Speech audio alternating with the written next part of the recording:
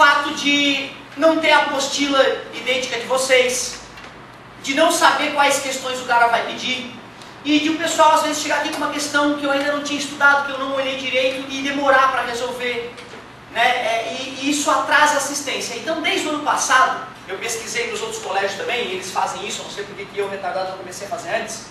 Eles obrigam que o aluno simplesmente mande um e-mail: olha, eu quero a questão tal, página tal, acabou.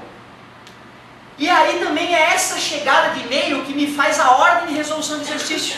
Então eu chego lá no dia, fulano e tal, ah tá, pode pedir, entendeu? E eu vou por essa ordem, né? Até porque é uma ordem meritocrata. O cara que foi mais rápido e mais organizado vai ser atendido primeiro, isso é bom. Tá? Então como é que tu pede o e-mail da assistência física ou matemática? Tu bota lá no assunto. No assunto tu bota assistência ou só assis, não tem problema. E lá no e-mail tu bota fiz, certo? Se for física ou mate, o volume, daqui a pouco vai ter volume, né? O volume, a página, certo? E o exercício. Beleza? Tá? Então tu faz isso aqui e fechou, cara. Pronto? Né? E te identifica para poder te chamar, né? na hora do exercício lá. Beleza? Isso faz com que também o quê? Tu vê, cara, para mim seria muito confortável simplesmente pegar as soluções prontas que a energia manda pra gente, olhar ela, é assim, eu queria fazer. Mas eu não resisto. Eu não resisto. Eu sou doente, eu gosto de fazer exercício. 10 anos depois, dando aula do negócio, eu adoro pegar os exercícios difíceis. E eu gosto de pegar aqueles difíceis. Aqueles difíceis.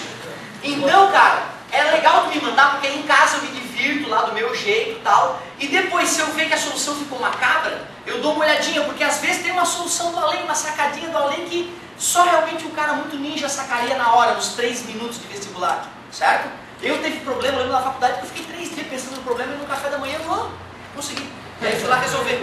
Entendeu? 3 dias depois revoltado com o problema, tá? Então é isso, por isso que é bacana que tu mande, beleza? Aí em vez de fazer 5 questões, eu consigo fazer 10 questões. E sempre tem um chorinho também no final da aula, bateu o sinal, sempre tem um chorinho, 15 minutos, 10 minutos, e até o final do ano a gente vai fazer centenas de questões, tenho certeza disso. Beleza? E qual é o e-mail então, já que tu sabe o molde de mandar o e-mail? O e-mail são as minhas iniciais, orcn@hotmail, não podia ser mais fácil. Certo? É isso aí. Muito bom. Agora vamos lá. Pessoal, teve a revisão, agora vamos para o novo. Vamos falar um pouco mais das cores dos corpos. Primeiro, tu tem que saber, para tu entender a cor dos corpos, o que é a luz branca. Isso, quando o teu cérebro vê branco, cara, é porque está chegando tanta cor ali que ele se confunde. E aí ele fala, meu Deus, tô confuso, é branco. É isso, tá? Então o branco não é uma cor branca, na verdade, é uma cor tão colorida que tu vê branco. E as cores estão tão misturadas que chega e puf, inunda a tua retina e tu branco. É isso. Então cuidado, branco.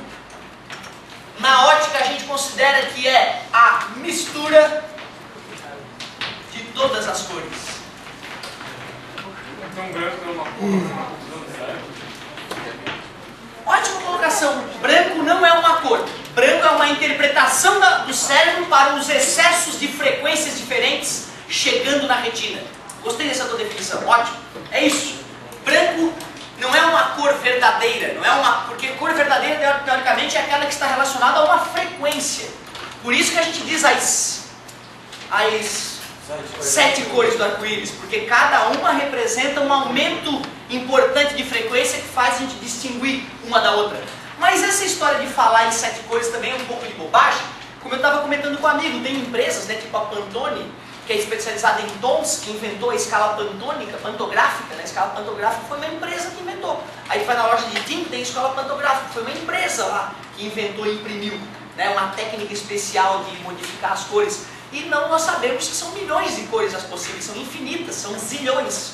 Só que, na hora de fazer um estudo menos aprofundado, a gente separa em 7, pelo menos, para ter essa noção mínima. Então, se fosse mais rápido, algo do jeito que não vê, tipo, um limite branco, um monte de cor misturado. É possível que outros animais, ao olhar para essa situação, consigam enxergar um pouco diferente esse branco, sim.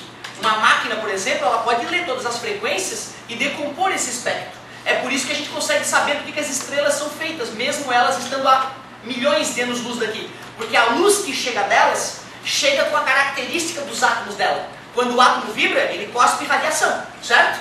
Então a gente pega essa radiação e lá nessa radiação tem a assinatura do átomo. A gente sabe quantos por cento de ferro tem uma estrela tal, de carbono, etc e tal. Olha que loucura, a gente sabe as composições das estrelas sem encostar nelas. É a cromatografia. E a gente faz isso também com o ser humano. A gente pega um pedaço da unha do cara, bota no cromatógrafo, lê e sabe o que ele comeu nos últimos 10 anos, que droga que ele usou e o escambau. Fica ligado, querido. Concurso público de juiz. O cara pega um pedacinho da tua unha, analisa se tu usou droga alguma vez nos últimos 5 anos, ferrou. Cancela, cara. Qualquer coisa que tu vê branco, dali tem muitas cores chegando ao mesmo tempo. Qualquer coisa branca nessa vida. Se é branco, é porque dali está vindo um pouco de vermelho, um pouco de amarelo, um pouco de verde, um pouco de azul. Que loucura, né, cara? A gente fica confuso, olha, tem mais coisa que tu vai ficar confuso. Vamos deixar fluir um pouquinho então. É a mistura de todas as cores. Então o que será o preto? A cor preta. Isso é a ausência de luz vindo dali. Quando não tem luz vindo de uma região, ou muito pouca luz, o teu cérebro interpreta preto, escuro. É isso. Então, é a ausência. Mas será por isso que o preto absorve? Lógico, é por isso que o branco é bom de usar no calor, porque ele reflete todas as cores e a energia que seria absorvida com elas. E por isso que usar roupas escuras no calor é terrível, porque todas essas radiações seriam absorvidas aquecendo. É isso. Agora olha só, o mais legal é o seguinte: quando tu olha, e essa é a parte mais bacana da aula, quando tu olha e vê lá vermelho, quando tu vê vermelho, dá a sensação de que aquela cor vermelha está saindo do corpo, como se fosse do corpo aquela cor, e não é. Quando tu vê um corpo vermelho, o vermelho não está vindo do corpo, ele está vindo da luz. Tu concorda comigo? Apaga a luz, acabou o vermelho. Tu só enxerga a luz, a cor vermelha vindo do corpo, porque a luz branca que contém o vermelho, porque ela iluminou o corpo. E por que eu não vi branco? Por que eu vi vermelho? Porque o vermelho voltou para o meu olho, bateu no meu olho e doeu. Ai, vermelho. E as outras cores, o que ocorreu com elas? Foram absorvidas, que nem tu aprendeu no segundo ano em ótica, simples assim. Então quando tu vê um corpo vermelho é porque ele reflete vermelho. Quando tu vê um corpo amarelo, ele reflete só amarelo. E as outras? Absorve. Se tu vê um corpo azul, reflete azul? Tá, então tu entendeu. Mas até já de saco cheio nessa repetição. Então vamos ver se tu entendeu. Eu pego um corpo verde, puro, e ilumino ele com luz amarela. Eu vou ver preto, porque esse corpo verde só reflete luz. Se eu iluminar ele com um tipo de luz que não contém verde, essa luz será absorvida. E já que essa luz vai ser absorvida e não vai vir para o meu olho, eu enxergo preto. Aí olha só o perigo de a gente avançar nisso e ir para uma experiência. Vai na 1001, compra luz colorida. Vai na papelaria, compra papéis coloridos e vai para casa brincar, né? Eu fiz isso. E me decepcionei no começo. Era para dar preto e dava um cinza esquisito. Então por que às vezes tu vai fazer uma experiência sem rigor científico e toma um susto? Porque aquela luz amarela da 1001 não emite só a frequência monocromática do amarelo. Escapa um pouquinho para o vermelho, só que tu não enxerga aquela radiação vermelha. E aí se tu vai iluminar um corpo vermelho com aquela luz amarela, era para dar o quê? Preto, porque não é a mesma radiação, vai ser absorvida, não vem para o meu olho. E dá um cinza escuro. Ou às vezes dá até um vermelhinho leve, porque tinha um pouquinho de luz vermelha escondida naquela luz amarela. Por isso que para fazer esse tipo de experiência, tem que ir para o laboratório, pegar uma lâmpada de sódio que emite luz pura amarela e aí fazer a experiência. Aí dá bonito e redondo, certo? Então tomem cuidado com isso. Agora cuidado, hein? E se eu pegar um corpo branco, que na luz branca eu enxergo branco, leia-se isso, e iluminar ele com luz vermelha? Aí eu vejo vermelho. Porque o corpo branco está habilitado a refletir todas as cores, certo? Então digamos que o corpo branco é uma exceção para esse detalhe que a gente acabou de ver. Por isso então, o branco parece tanto com luz negra? Como é que é? O branco é o que é a única coisa que você enxerga com luz negra. Exatamente, o branco é o que melhor se enxerga com a luz negra, porque ele reflete bem tudo, inclusive aquela luz negra, que na verdade deve ser usada com cautela e parcimônia. Aquela luz negra, olhando para ela, ela parece... Que cor que ela parece? Não, não é esse o nome. Violeta. É, violeta. Roxo. Não existe roxo no espectro eletromagnético. Tá, então, ó, exatamente, aquela luz negra, ela está no limite do violeta para o ultravioleta, certo? E isso dá tipo um curto-circuito na tua retina, deixando as coisas meio cintilantes. É a tua retina sofrendo o impacto desses fótons mais energéticos. Usar no quarto é suicídio, é loucura. Porque tem radiação forte batendo em ti todo dia. É na baladinha uma vez ou outra e deu, certo? Tira aquela porcaria do teu quarto perto da tua cara. Tem radiação ultravioleta batendo ali. Como essa também já te falei, por isso usa protetor solar mesmo para vir para a sala de aula. Já expliquei isso nessa sala de aula? Isso, então tem que comprar o protetor. O corpo preto tu pode iluminar com o que tu quiser, vai continuar sempre, porque ele absorve tudo, certo? Ótima pergunta, desculpa a demora. Ótima colocação. Ah, ótimo, é esse realmente o próximo passo da aula. E por que, professor, ao misturar guache não funciona isso? Porque quando a gente mistura guache, nós estamos misturando pigmentos que já foram misturados para criar as tintas. Então a tinta amarela ela não é composta de pigmentos puramente amarelos, eventualmente. A tinta laranja ela pode ser um pouco de amarelo com já um pouquinho de outra cor. Ao misturar uma tinta com outra, tu está mudando esses solventes usados, esses pigmentos usados. E aí geralmente quando tu mistura um pouco mais, aquele marrom nojento aparece. Certo?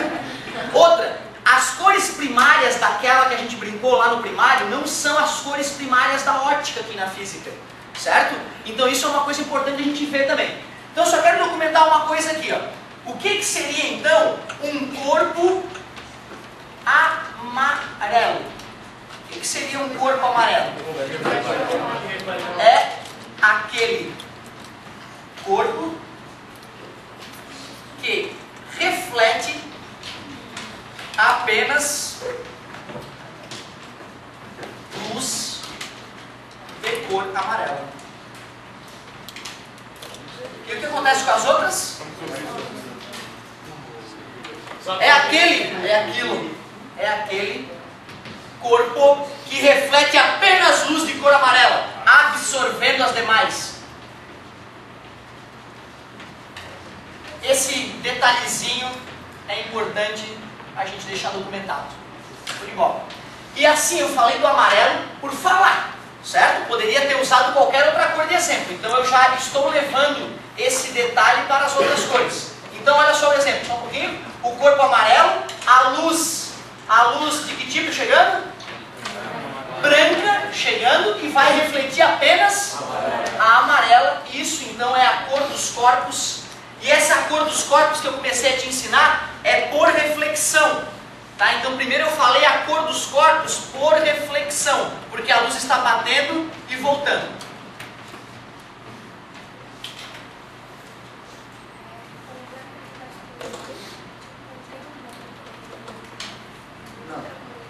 Ah, olha só, isso, olha só, é isso que eu disse. Gente, isso é uma coisa muito delicada. Como eu acabei de falar, eu confessei a vocês que existem milhões de cores, zilhões, infinitas. Então no dia a dia, na prática, quando tu olha o moletom e vê azul, se tu botar uma luz negra ali, tu vai ver que tem um monte de pigmentos brancos. Foi uma malha branca imersa com tinta azul, já começa por aí. Então tem um pouco de radiação que está sendo ofuscada por esse azul que eu não estou enxergando. Então tu não pode aplicar rigorosamente aquilo que a gente viu aqui no dia a dia, porque o dia a dia é cheio de nuances e detalhes. Por isso existem empresas especializadas em cores. E tu pode criar hoje a tua cor, dar o nome que tu quiser para ela, cadastrar mundialmente, se alguém for usar aquele tom, tu ganha royalties por isso. E tem uma empresa que eu acabei de falar o nome que pode na internet procurar, né, a Pantone, e ela é especializada nisso. E existem concorrentes para isso, certo? Então tu vê, existem coisas que indo ao limite, né, pode fazer doutorado em cor se tu quiser. Beleza? Isso é real, exatamente o que eu falei. Pode fazer doutorado e pós-doutorado na teoria das cores, certo? Por isso que a gente tem que pegar leve. Tu tem que entender o básico aqui mesmo. E adoro essa curiosidade da galera. Quanto mais Show de bola. tecnologia, mais cor tem, né? Porque agora as TVs mais modernas, elas têm, sabe, 30 bilhões de coisas que os caras fazem propaganda. É, exatamente. Que antes da TV era aquela grandona assim, tu chegava ali pertinho e via só o vermelho. É isso que eu vou azul, falar verde. agora. Exatamente Agora isso que já eu vou falar agora. Só que antes eu quero citar uma outra coisa. Cor por refração. Cor por refração. Que história é essa? Pô, amigo. Não é igual aquela da bolha lá que isso agora. Isso, aquilo lá é difração. É uma outra coisa. Nós vamos demorar um pouquinho para falar de difração ainda. Cor por refração, gente, o que é isso? Tu vai lá, pega a luz branca de uma região que tu quer fotografar, mas tu quer dar uma cara de pôr do sol, e não é pôr do sol ainda. Aí tu pode pegar um papel celofane meio alaranjado, colocar ele aqui na frente, e depois que a luz branca atingir esse papel, apenas a luz da cor que tu escolheu o papel vai conseguir atravessar. E as demais ou serão refletidas ou serão prontos. Então eu posso dar cor para um objeto ou para uma foto fazendo a luz atravessar o objeto, em vez de fazer a luz bater e voltar. Tá? Então pode existir essa situação também. A cor de um objeto pode vir em função da refração. Pegou um papel transparente laranja, alaranjado, né? Laranja é uma fruta, alaranjado. E a luz que era branca saiu do outro lado, alaranjado, mas dessa vez a luz não bateu e voltou, ela atravessou, e por isso eu digo que foi uma cor por refração. Nada demais. Olha só, todo alaranjado, né? Só que não conta dessas cores, só que tu falou na outra aula que era o que tu falou. E aí é uma mistura do amarelo com o vermelho, quando ele chega no alaranjado. Não, o que eu disse é o seguinte, olha só. Como a moça citou as cores das tintas, eu falei para ela que um fabricante de tinta, quando ele vai fabricar uma cor, ele não vai lá e fabrica um pigmento redondinho daquela cor que ele vai colocar numa gosminha e vai ficar tinta. Eventualmente ele tem que pegar os pigmentos que já estão disponíveis e fazer uma mistura adequada daqueles pigmentos para gerar uma cor. Ou seja, eu estou te dizendo que o amarelo do guache não é um amarelo puro, certo? Que pode ter pigmentos de outras cores que dão aquele amarelo. E aí quando tu vai misturar uma cor com a outra, como tu não sabe a origem exata daquela coloração, tu não pode prever como a ótica prevê a cor que vai resultar. Resumindo, misturar luz não é a mesma que misturar cor. Tu pegar uma lâmpada amarela e uma lâmpada vermelha, jogar uma em cima da outra, não vai ser a mesma coisa que pegar guache vermelho e guache amarelo. E isso é importante saber no vestibular, saber que são coisas diferentes. Tem algum exemplo do dia a dia que a gente possa ver de diferenciação? Eu acho que todo mundo já brincou no carnaval, sei lá, ou com papel celofane, né? Ou óculos, aqueles óculos que tem a coloração mais amarela ou mais escura, certo? Então tu pega um óculos lá com amarelão, tu bota lá, parece que é sol sempre. Parece que é sol. Tá sol. Ou então parece que está sempre nublado, é um óculos que dá uma tristeza do cara. Está sempre nublado, e tu tira, pô, não, é bonito hoje. Né? Então é isso. É qualquer coisa, um papel de presente que tu olhe por ele e vê vermelhão quando tu olha por ele, certo? Ou até a tua mão, olha que legal, essa é legal, quando o cara pega a lanterna e bota a mão e fica vermelhão. Fica ultra vermelho por refração no sangue da pessoa.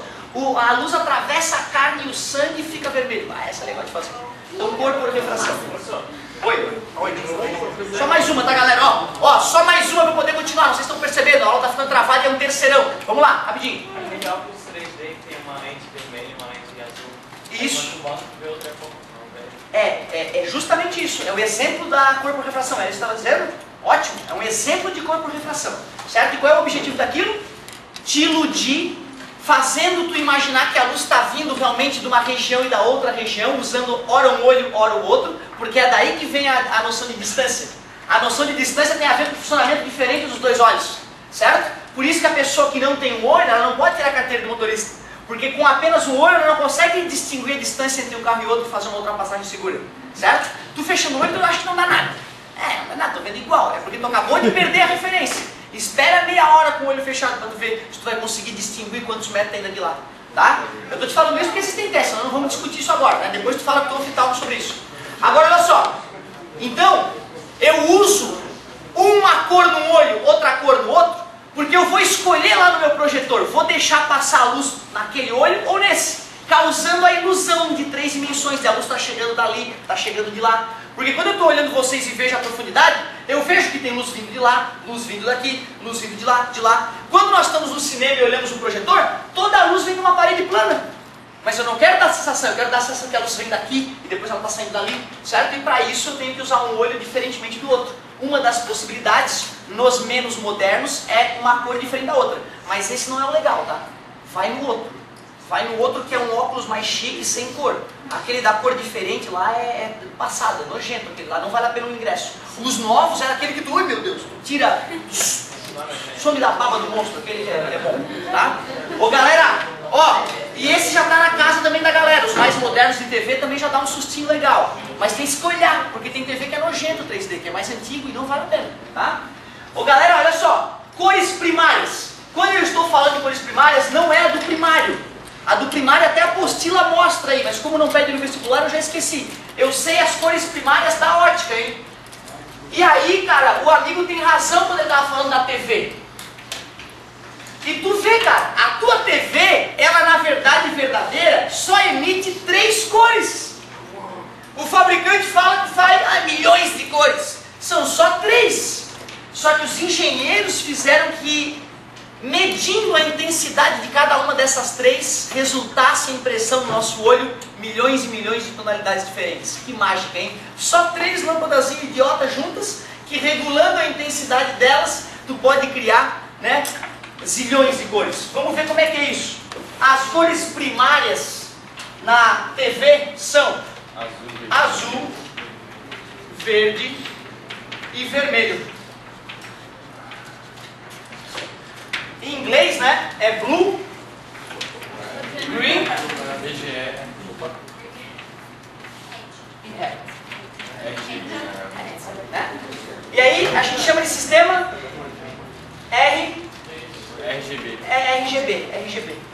RGB. Esse sistema, nem toda TV usa exatamente esse mesmo sistema. Ele pode usar outras 3 cores por motivos de fabricação, certo? E dá para usar outras 3 cores que poderiam substituir as primárias e conseguir o mesmo resultado. Mas a maioria é assim. Bom, aí é óbvio, né, que essa partezinha aqui, eu poderia ter pintado de azul, e eu não vou ficar perdendo meu tempo, vocês podem colorir para ficar bem bonito. Ó. Até uma partezinha eu vou fazer, olha só que legal. Azul, certo?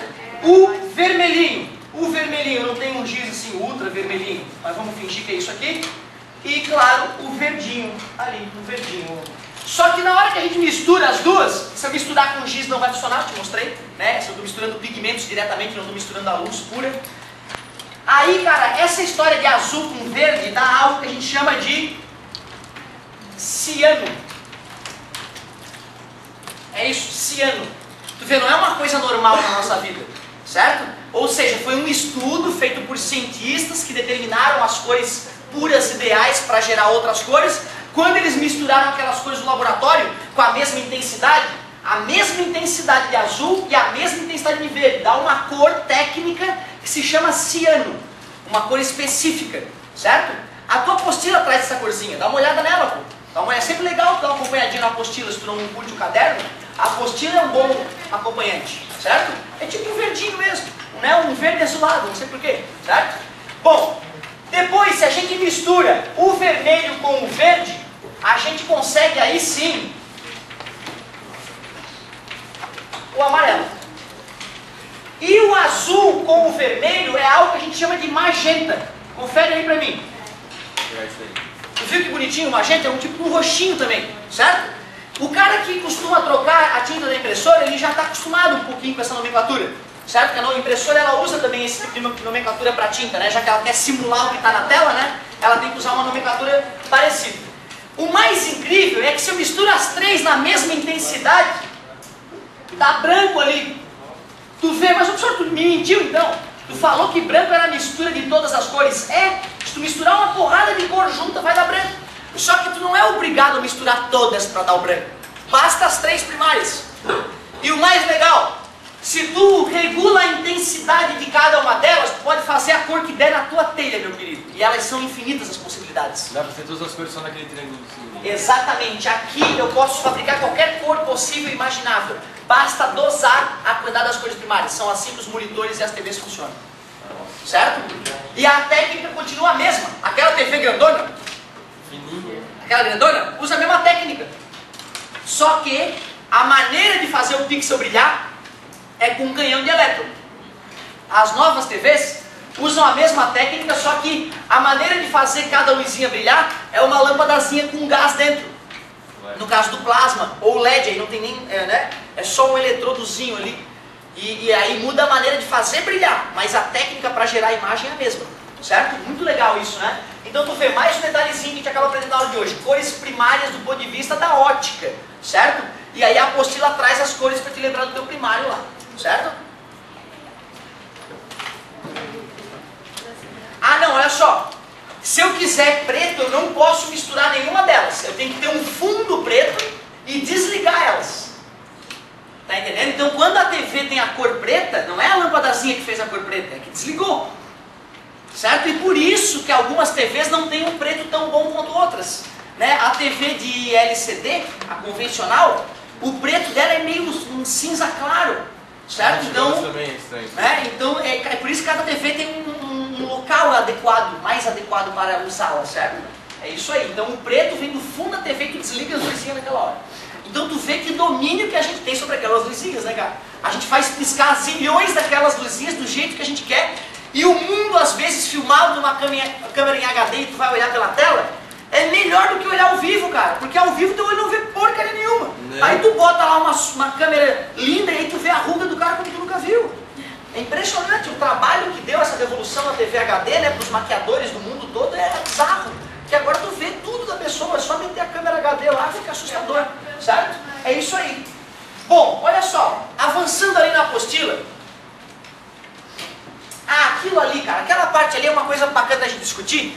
E eu vou te confessar o seguinte, ó. Quando eu for falar essa historinha ali, o cara fica um pouco chateado porque parece meio sem pé, sem cabeça. Pô, por que eu tô aprendendo isso? Que babaquice. Essa é a sensação que dá. Mas depois tu começa a entender que é uma ferramenta poderosa para tu não errar nos futuros cálculos sobre ótica. Vamos bater um papo então sobre os pontos notáveis de um sistema óptico. Quanto tempo eu tenho? 2. Ah! Ó, negócio é o seguinte. Então eu vou falar bem rápido, só o comecinho. O que é um sistema óptico? Um sistema óptico. Um sistema óptico, qualquer coisa. Como assim, professor? Pode ser um óculos, uma lente, uma parede, uma pessoa. Qualquer coisa que eu estiver estudando do ponto de vista óptico é um sistema óptico. Porque sistema é aquilo que eu estudo. Certo? Só isso. Então aqui é um sistema óptico. Por exemplo, uma lente, uma parede talvez, certo? Um pedaço de vidro, uma janela. Aí olha só, a luz, ela pode estar chegando ou saindo do sistema óptico. Eu vou fazer 3 situações onde a luz está chegando no sistema óptico.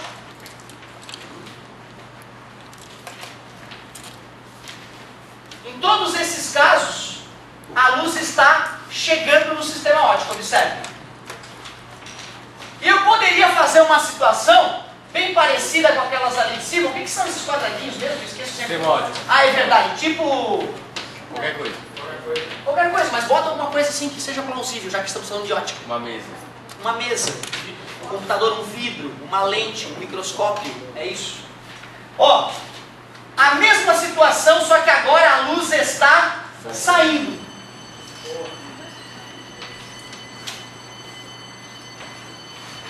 Mesmíssima coisa, as setinhas é que indicam que a luz agora não está chegando, está saindo. Gente, por exemplo, tu vai lá e se olha no espelho, certo? Tu é o objeto. E aquilo que tu vê não é tu. É uma ilusão, que a gente chama de imagem.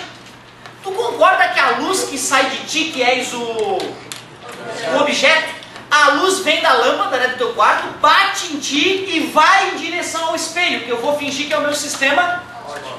Quer dizer que a luz que chega no sistema óptico, ela sempre vem do... Claro.